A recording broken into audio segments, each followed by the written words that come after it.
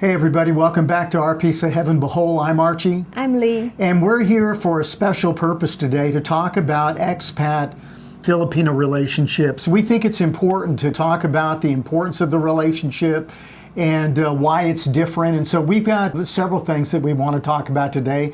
Number one, we're going to kind of share from our perspective why we think an expat Filipino relationship is a special relationship. Number two, we'll just mention a couple of the primary ways that you can meet someone, how we met. We shared that in another video. We have a two-part video about our relationship that we get into, real deep into our relationship and share text messages and things like that with each other. If you've not seen that, you can look at that video. And then we'll talk about some of the concerns. We value expat Filipino relationships not only for our relationship together, but we value connection with other couples. We had a wonderful opportunity to do that in Bohol. Many of you know with Matt and April, the grounded nomads. We've developed a lot of good relationships with expat Filipino couples here in the Manila area. And we're going to share some of those couples and share some of those hopefully at some time pretty soon. So we've got a lot to cover today. Stay with us. And all of that is coming up when, Lee? Right now. Right now.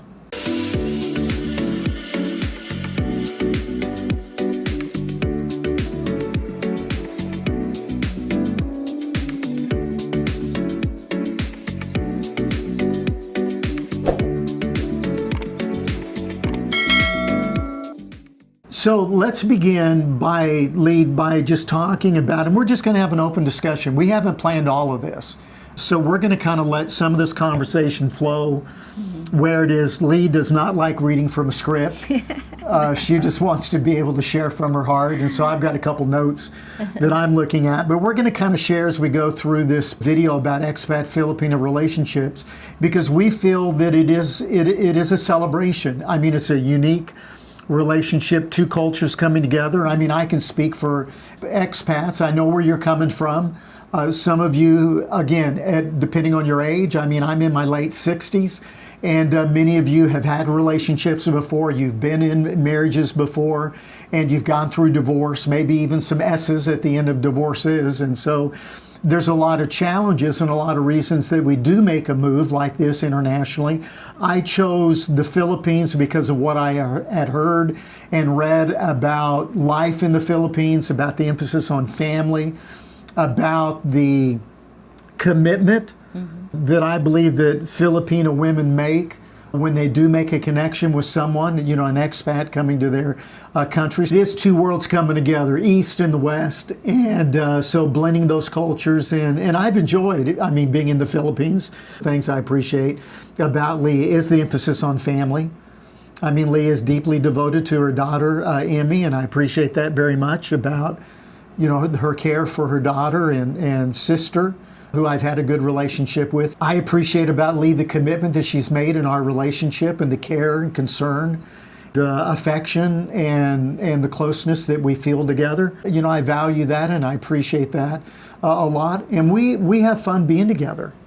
We enjoy going on excursions together. I mean, many of you know, if you saw the other videos, we met when I was down in Batangas. We went over and traveled to Puerto Galero together. We've been, of course, to Bohol. That's where we bought our property. And Cagayan de Oro, went over to CDO and met some expat friends, and I played some golf. We had dinner together. So we enjoy being together. I mean, we enjoy the relationship together, and we're together quite a bit. I mean, Lee does work. She does work at home, online, and we do our videos together. So we spend 24/7. We spent a lot of time together. I mean, the last 4 months that we met back in June, it has progressed pretty quickly. But again, and it feels. Go ahead. And it feels forever. It feels forever for us, and we've talked about that. There were some things that we felt were instant connection and instant communication together, and many of you will know that. I see, Lee, and you can let me know if you agree with this, we kind of talked about this, that we feel a particular draw to expats and Filipinos, expats wherever you're coming from, and we've done a little bit of study on that. U.S. is number one.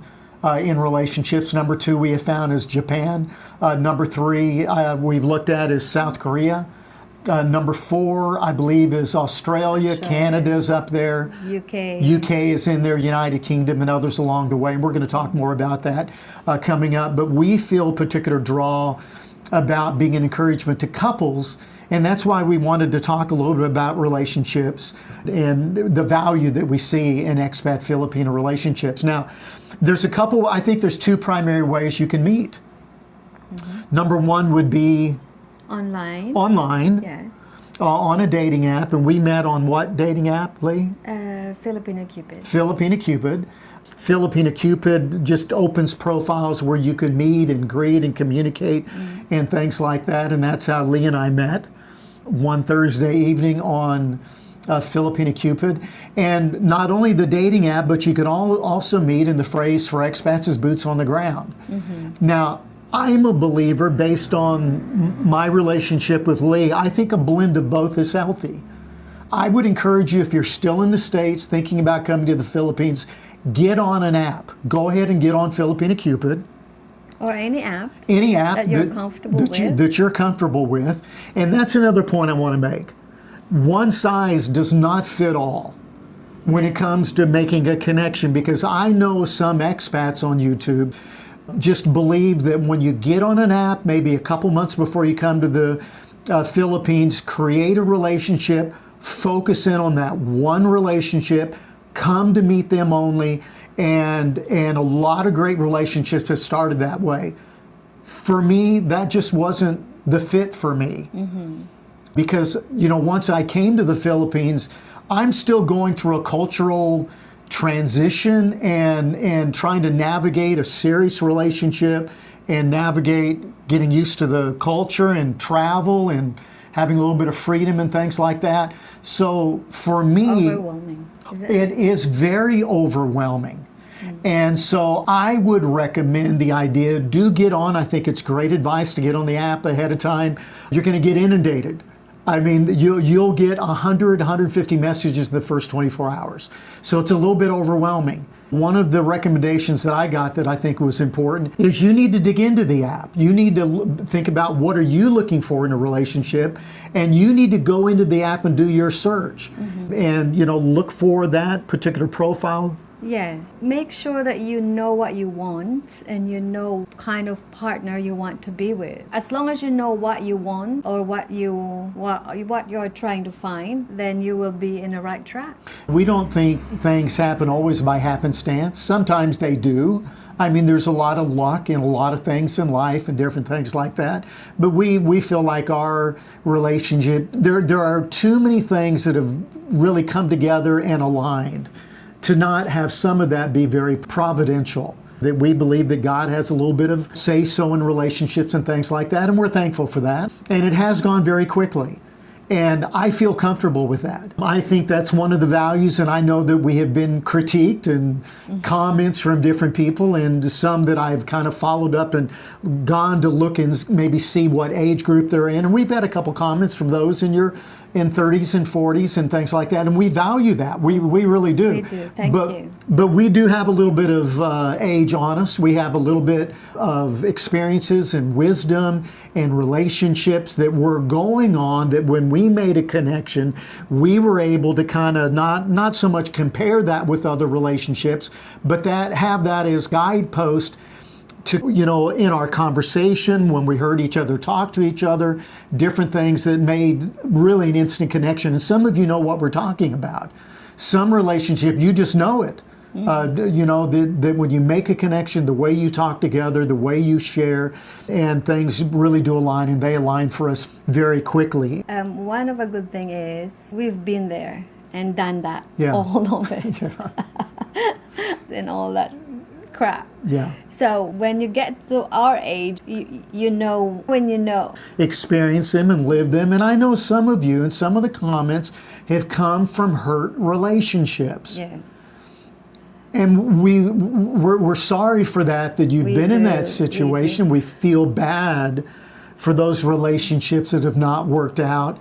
But it doesn't define expat and Filipino relationships, because on the other hand, there's wonderful stories of expats coming to the Philippines from all over the world, coming into great relationships with Filipinas and living a life that is valued and more than what you could have ever expected. So hang in there. and move through some of that. And that's where we hope to be a little bit of an encouragement to you as an expat Filipina couple. One of the things that Archie and I are doing, this is when we were just in our very early stage of our relationship, that we talked about taking our experiences, our past experience in our past relationships, Good and bad. good and bad, and that encouraged us not to do the same mistakes as what we did in our Right. previous or past Right. relationships. Right. And that's helped us a lot, overcoming obstacles or hiccups, you call it. Let me be really transparent. A lot of our breakfast, we have a particular cereal that we like. It's mixed with granola. And I'll normally bring out the bowls and I fix breakfast. I mean, Leah's a fabulous cook. Oh my gosh. Well, I do breakfast. Thank So you. my breakfast, I bring out the bowls, I bring out the box and the granola and milk and set all that up. And we have breakfast together. One morning, I think we were both busy. I think I was editing some video and she was waiting on me, I think maybe earlier to come down, and she ended up going outside to, I think you were pulling weeds or Pulling doing weeds, something yes. out in the front. While And waiting for you. While her and mine, she was waiting for me and I was waiting for her inside, and so we kind of disconnected. And so I went out to the door and looked out. I didn't see her anywhere. And so I sat down and I started eating breakfast. Big mistake. Okay. I'm not realizing it at the time. I wasn't really thinking anything about it, but she came in and I could tell that she was a little bit upset. And so I asked her, is everything okay? I'm oblivious, a little bit oblivious.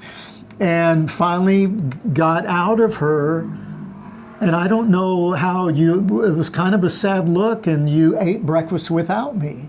Now, you expat men, you have two different responses you can come from. You can come from that demanding, what are you talking about? Don't tell me when you're going to do breakfast when I have to eat and I'm a 69, going all that me. But I sat there, and in that moment, I realized that. And I think we told you in another video, we kind of, if we have something, we call it a hiccup. We decided we're gonna pause. She's gonna come over. I normally hold her next to me, and so we did that. I told Lily come over and sat on my lap, and I told her I'm sorry. I can see how important to you that special time in the morning. I think focusing on each other is the way that we have tried to do it in our particular relationship. Now, one of the conversations has come up, and we've got a lot of comments on this, is buying property. But there was a comment that was a little bit negative in nature, and making the point to say you really have nothing when you buy property in the Philippines because you don't own it. But he used a word that I keyed in on, and he used the word belonging. And he said, you have no belonging. And so I completely disagree with that comment. Ownership is different than belonging. In the Philippines, a foreigner cannot own property. It is in Lee's name, but I joined in on that agreement and the buying of that property, not only with the funding and different things like that, but there are legal things that can be done. And that's one of the things that I just want to say that I appreciate about Lee. Even before we bought the property, she told me, you wanted me to be what? Comfortable and Yes, I want Archie to feel comfortable and secure, because I understand that he worked so hard for every penny he had. He deserves every happiness. From the very beginning, I told Archie I want him to feel secure and safe. So I suggested that we make an agreement, or I told Archie that I'm happy to waive everything back to him. yeah, she did. And I signed that paper. Yeah, she did. We encourage you to connect with an attorney. One of the things that are in Philippines law is a long-term lease agreement. You can enter into a relationship where your partner is going to be the owner of the land, but in conjunction with that would be a lease agreement. Normally it's 25 years, renewable another 25 years, that just tells in the lease that you sign together that you're going to enjoy the property, you're going to be building a building there, you have all rights to enjoy that for that long period of time. We've had some general discussions, even with family members that are excited about our property in Bohol. They've even said, in fact, my sister, brother-in-law are coming over. They can't wait to see the property. They've even talked about, would there be a place that we could build a place? So we're kind of talking about that. So we've talked about doing a resort and things like that. And in all of that discussion, Lee, you mentioned in the Philippines the idea of a corporation. Yes. Share more about that. Corporation is a 60-40. So 60% will be named under Filipino. Right. And the other 40s would be a foreign so names. you can have ownership through Yes. the corporation. And in some cases a trust may be involved. So when they mentioned about belonging, I keyed in on that comment. I said, you're absolutely right about ownership. I don't have property ownership, but I do have a sense of belonging. And legally, you can have that belonging in the Philippines, especially with the right partner, and communicating up front of that transparently at the beginning. And that's what we did. Because I asked Lee, how do you feel about that? How do you see that coming together if we bought property? And the first thing she told me is, I would want you to be completely secure and comfortable in anything that we did. And that's what I really appreciate. I really appreciate about Lee. Now, before we end today, we want to talk about a special movement, a relationship of couples coming together, Expatina couples coming together. And we've kind of coined a phrase, Expatina Love. The love between, a relationship between an expat, no matter what country you're coming from, and a Filipina. Expatina Love is really, in essence, bringing together couples not only locally, because we have seen the value in that. The opportunity to eat lunch and fellowship. We've had dinner here in Manila with a couple different couples, and we think that's a value. I think that will strengthen relationships and encourage each other. So here's what we want to do. We've created a Facebook site under that particular name that we would like to encourage you to go out to connect together.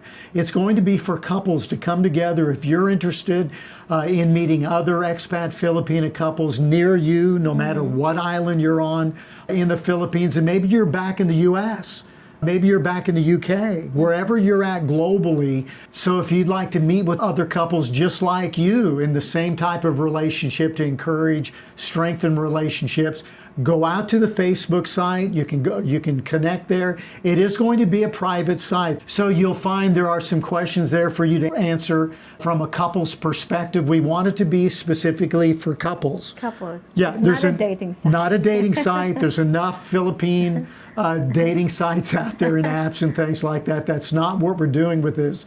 And then maybe share a message. Where are you located? Tell us a little bit about your relationship and introduce yourself, different things like that. So again, thanks for joining us today and following us in the journey. Like, subscribe, and comment down below. And again, we'll continue to put some videos out to encourage you in your journey, especially when we go to Bohol, start building our home. We can't wait for 2026 for that to happen. And we'll be back soon. Take care, everybody. See you soon.